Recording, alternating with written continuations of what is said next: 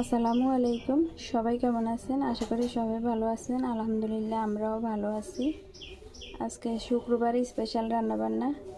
এখানে মুরগি রান্না করছি, সাথে আর কিছু দিইনি, শুধু মুরগি। আর এখানে হচ্ছে লাউ দিয়ে, চিংড়ি মাছ দিয়ে, সাথে একটু মুগ ডালও দিছিলাম। এই যে অল্প করে একটু মুগ ডাল দিছিলাম, আর এই চিংড়ি মাছ দিছি। আর সাথে হচ্ছে ছোলা বুট ভাজি। রাইসা দাদু রোজা রাখছে, ওনার সন্ধ্যার সময় ইফতারি করার জন্য ছোলা বুট ভাজি করছি। আর এখানে ভাত রান্না করছি। এখানে হচ্ছে কাঁচকি মাছ দিয়ে আলু দিয়ে চরচড়ি করছিলাম, শুকনো শুকনো করে। এই হচ্ছে আজকে সব কিছু রান্না বান্না।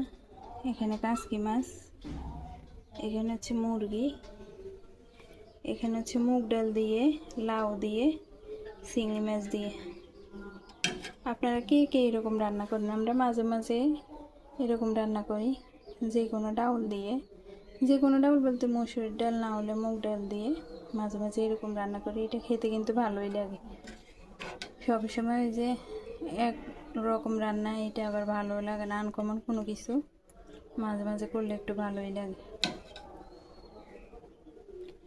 আর এখানে তো হচ্ছে আগেই বললাম আমার শাশুড়ির জন্য ছোলা বুট ভাজি, আর এটা হচ্ছে ভাত। সবাই ভালো থাকবেন, সুস্থ থাকবেন।